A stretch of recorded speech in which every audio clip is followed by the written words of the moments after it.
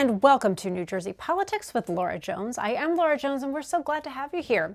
It's a pivotal year for New Jersey as the race for governor heats up ahead of the 2025 election. We have invited every candidate for governor to appear on the show. So far, we've brought you our conversations with Democrat Stephen Fulop, the mayor of Jersey City, Edward Durr, a Republican and former state senator who has since dropped out of the race for governor, as well as Sean Spiller, a Democrat and president of the New Jersey Education Association. Today, we're bringing you three more candidates, all on the Republican side. Coming up are my conversations with the 2021 Republican nominee for governor, Jack Ciattarelli, a former assemblyman.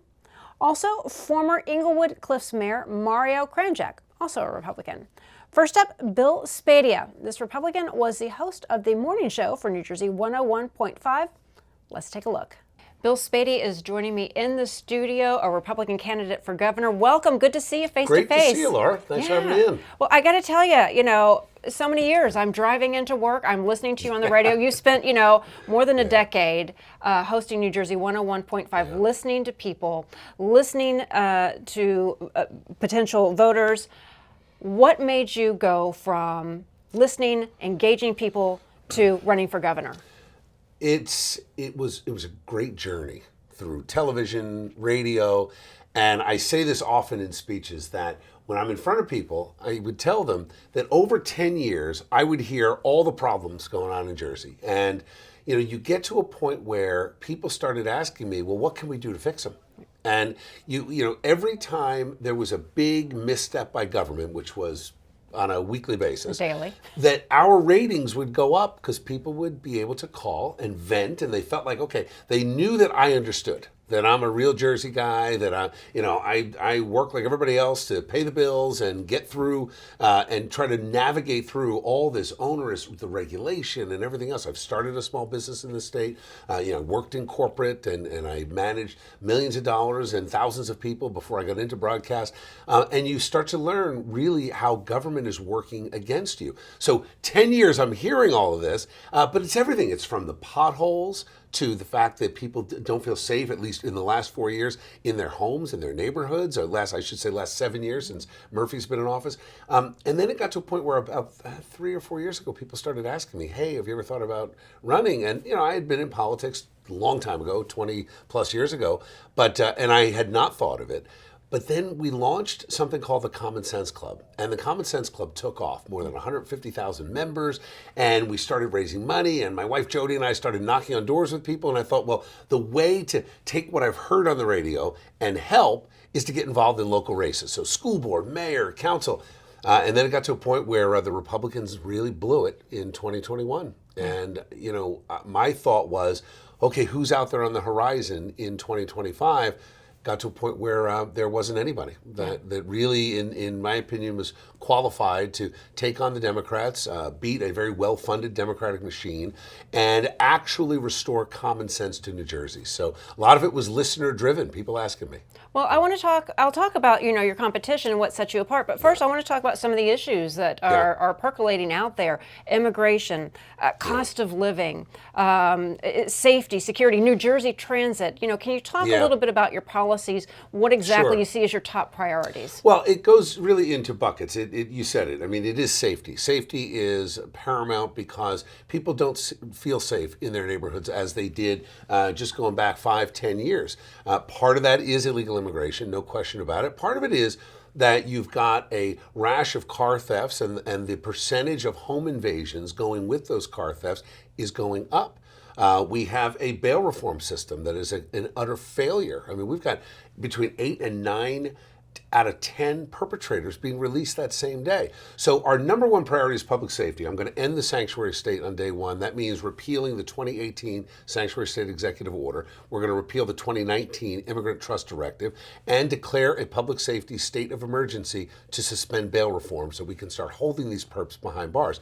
But then it moves into affordability. You mentioned New Jersey Transit. That kind of speaks to how our government is just completely bloated and incompetent. So on day one, we are going to implement NJ Doge. and take a page right out of Elon Musk's book and Donald Trump and say, we need efficiency. I believe we can save billions of dollars. When you look at New Jersey Transit, it's not about funding levels. It's about competency. It's about looking at some of the what they own and monetizing their assets. Let's return some of that land back to the towns for rateables. Let's support our engineers and the staff. It's not the staff, right. It's the leadership. Right. And you can't just throw money at a problem. I'll give you an example. We talk about cost of living. Part of the cost of living crisis in this state is real estate taxes, and the crisis there is school funding. That's it. Right. So we spend $1 billion giveaway to Rutgers University, who moved their budget from $4 billion to $5 billion. We're going to take that billion back. The second thing is Newark school systems. What a civil rights crisis going on in Newark. 9 out of 10 children in that public school system cannot do math at grade level, cannot read at grade level. It is an absolute crisis, but it's cost the taxpayers $1.1 billion. So you have to ask yourself, where's the money going? Where's the money going? We need to lower that, and we have a tax reduction plan that will pull the education portion, which is between 50 and 70% for most taxpayers, average tax bill $10,000 across the state, and give our seniors money back. Not the gimmicks of ONNJ, but a bona fide money back in your pocket by reducing the level of spending in our towns. Starting at age 55, the goal is to zero it out by age 70. Wow, starting at age 55. 55. Because I know at the federal level, Donald Trump has talked about and is looking at abolishing the Department of Education. Yeah. People get a little worried about that because for as many problems as there are some things that are important to keep in place. Would you do something similar? Because that speaks to the affordability in New Jersey. NJ Doge is going to gut the bloated bureaucracy. I'll give you an example, and then I'm going to ask you a question directly. I was talking to a road construction group the other day, and I spend a lot of time out on the road and in companies, and I go to their meetings and talk to the stakeholders. Just as an example, in North Jersey the other day, Route 50, or I think it was Route 78, a 15-man crew was out there doing a job. The state sent 7 inspectors. So a 15-man road crew with 7 inspectors. There is something called a grass seed inspector in this state. Mm-hmm. You can't make this stuff up. A grass seed inspector that makes sure that the appropriate seed based on the county, based on some regulation from the Department of Environmental Protection, is enforced. It's nonsensical stuff that is killing our budget. I think we could save $1 billion and drive our cost per mile down by 30% nearly overnight. In the last 15 seconds we have here, what separates you from the other candidates running in the Republican field that you want the voters to know? I am the true Trump Republican. I am I've been with Donald Trump since he came down the escalator. I am the only guy that has made a commitment 100% to work with Donald Trump and Tom Homan and Doug Burgum and Sean Duffy to make sure that we are using the resources of the federal government and partnering with the Trump agenda. Doge, ending illegal immigration, fixing our infrastructure, getting the cost of living down. But number 2, and I think this is the most important thing, I'm the only one that doesn't hold or hasn't held elected office. These guys are all insiders. Like Donald Trump, I'm an outsider. And I think we need a common sense outsider with the guts to call out the nonsense on either side of the aisle. And I've been strong on that. When Republicans make mistakes, I call them out. When Democrats have run this state into the ground, I stepped up to run. Bill Spadea, thank you for your time. Thanks, Laura. We appreciate it. Thank you. Jack Ciattarelli, a Republican running for the nomination to run in November for New Jersey's governor. Jack Ciattarelli, good to see you. Thank you for joining us. Laura, thanks for having me. Absolutely, absolutely. So this is your 3rd time running. What makes this time different? Why do you think that you're the guy to represent New Jersey and Trenton? What makes this time different is we're going to win. I thought we were going to win in 21, but the pandemic didn't make things any easier. Not easy to campaign for governor when there's shelter-in-place order. We were going up against an incumbent, and he did leverage the power of incumbency. There's also a lot less indifference this time around. Last time around, we just had too many people believing this is a deep blue state. It's not, particularly when it comes to gubernatorial elections. And so I'm really excited about the possibilities this year. We're going to deliver a win. Right. And well, we saw that on the national stage with President Trump coming very close, a lot closer than the polls expected. Even though Joe Biden took the state, he was a lot closer. So what are you seeing? What are you hearing as you're out on the campaign trail? President did very well. More than 2 million New Jerseyans, to your point, voted for him this past election day. And I'd like to think that we, too, were the spark that lit the fuse back in 21. 40 months in a row, Laura, 40 months in a row, new Republican registrations have outpaced new Democratic registrations. When I ran for governor, the difference between R's and D's in this state was 1.1 million. Today, it's less than 800,000. That tells you something. What it does is it reaffirms for me that we're right on the issues. Yeah, so one of the things that doesn't change in New Jersey is the cost of living here in the state. Can you talk a little bit about affordability, how that ranks on your top 3 issues on the campaign trail? Top 4 issues, affordability is right up there with public safety, public education, and overdevelopment in our suburbs. And the way to make New Jersey less expensive and more affordable is by lessening the tax burden on our individuals and businesses. It's no secret that our individuals and our businesses face the highest overall tax burden in the country. We can do certain things, and if you want to get into specifics, I'm happy to, but I think we need to lessen the tax burden to make New Jersey more affordable, and we need to grow the economy for more better paying jobs. So let's get into it a little bit more. Some more specifics on what you can do to lower the cost of living, and as that ties into education in the state of New Jersey. Well, I think any individual, their first year out of high school, if they go right into a career, or their first year out of college, all W-2 earnings be tax-free in the first 12 months. I think that we should cap property taxes at 1% of the assessed value of the home for first-time home buyers. These are things that we can do to help people get started. We certainly need more affordable housing. We just need to be smarter about where we put it. We shouldn't be overdeveloping our suburbs, but we do need more high-density and workforce housing, particularly in our urban areas where there's infrastructure and mass transit. For seniors, let's do what Pennsylvania does. Let's make all retirement income tax-free. And let's cap property taxes for life once you hit age 70. You know, when you think about the affordability crisis, it's particularly acute for those trying to get started and those trying to retire. And of course, there's different ways to provide middle-class relief as well. As for education, we're going to retool the whole public school curriculum. We're graduating, Laura, illiterate kids. And because of that, they're underemployed. And that doesn't help with the cost of living here in New Jersey. Well, let's talk a little bit about what's happening at the national level. You have President Trump and how he has DOGE, how he's really going through and cutting. He's cutting the Department of Education. What do you think of his policies, and would you like to do something similar here in New Jersey? You know, you were recently with him, with President Trump, so let's just talk a little bit about that, about his agenda, and would you follow a similar path?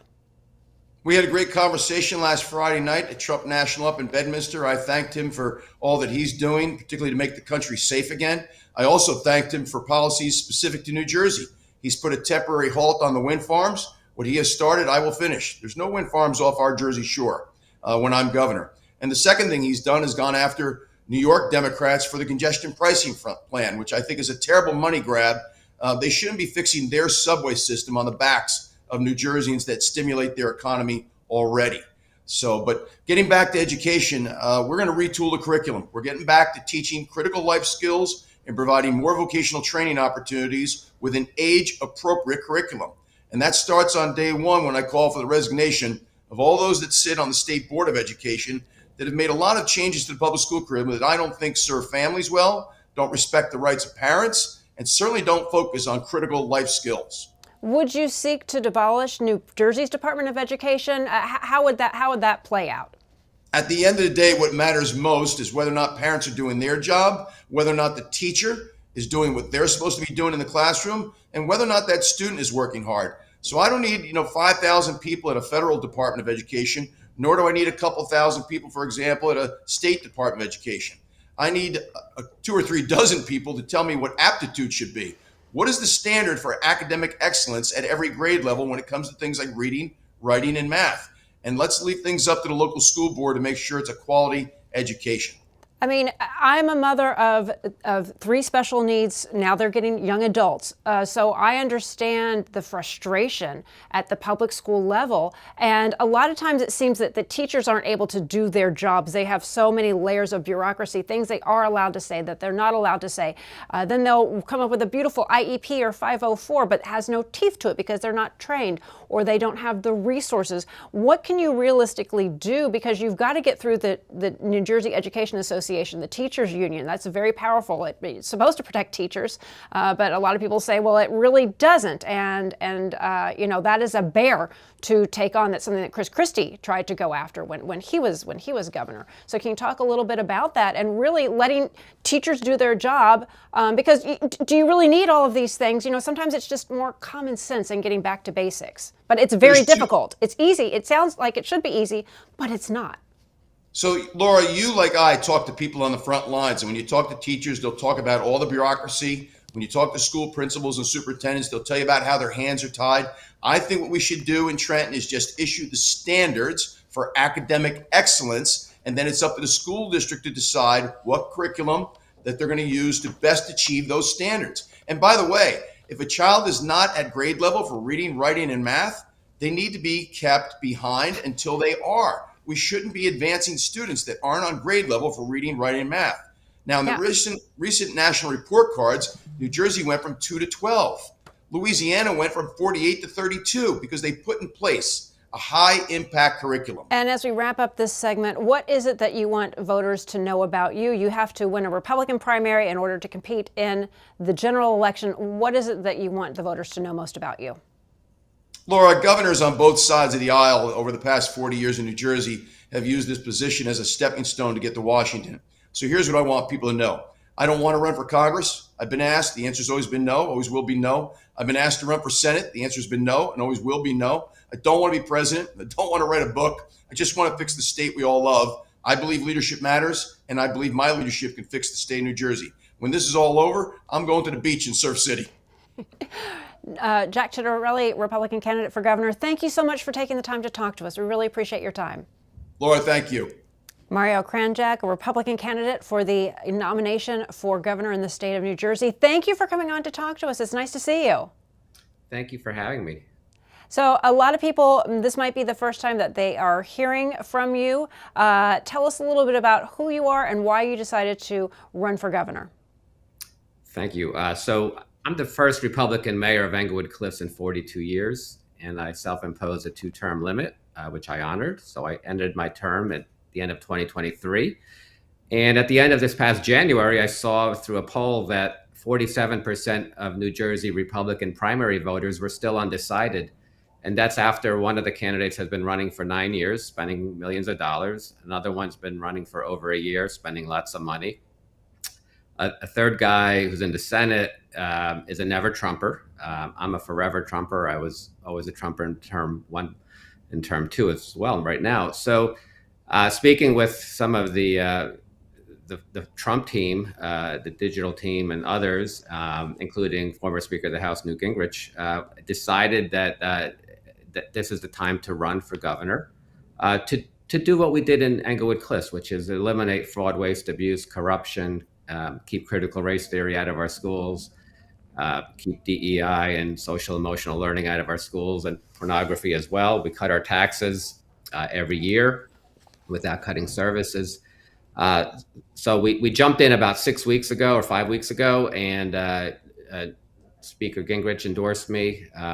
We're working on other endorsements, and I've been out every night speaking to patriot groups and voters, which has been tremendous to meet everybody around the state, share my experience of how you can beat the political machines that work against taxpayers and candidates.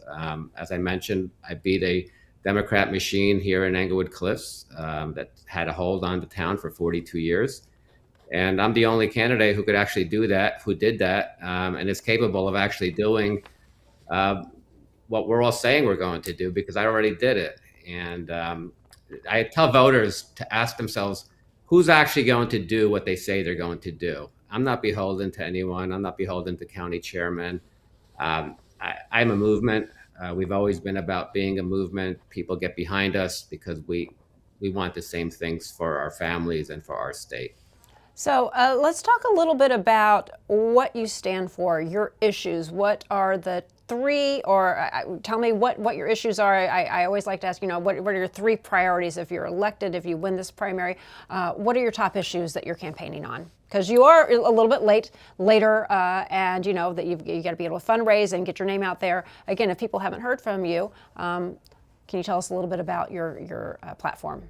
Sure, and you know what they say, the last shall be first. So we are fine being last in, and we'll be the first ones to dominate and to win this primary. So the things I stand for are eliminating the sanctuary state status of New Jersey and all its cities. President Trump has done a fantastic job at doing that. Nationally, he needs governors to work with. Our current governor and all the others that are running are not going to be those people. They will not work with him properly. The next thing is we need to lower our taxes. I did it in Englewood Cliffs. Our property taxes are the highest in the nation. As I mentioned, I cut our taxes or kept them the same every year without cutting services. And we also need to work on eliminating our income taxes here in the state. There's no reason for us to have to be victimized by Trenton in terms of taxes. And then the third thing is really to end the nonsense of the government co-parenting with parents. Children deserve to be educated and not indoctrinated. And that's what we did here in Englewood Cliffs, much to the consternation of the people who run the state, and also the Star Ledger, which would always call me the Trumpy mayor of Englewood Cliffs. We also have to end the destruction of suburbs. I promised everyone here in Englewood Cliffs that as long as I was mayor, we would have no high density housing. We're not suited for that. And we didn't while I was mayor.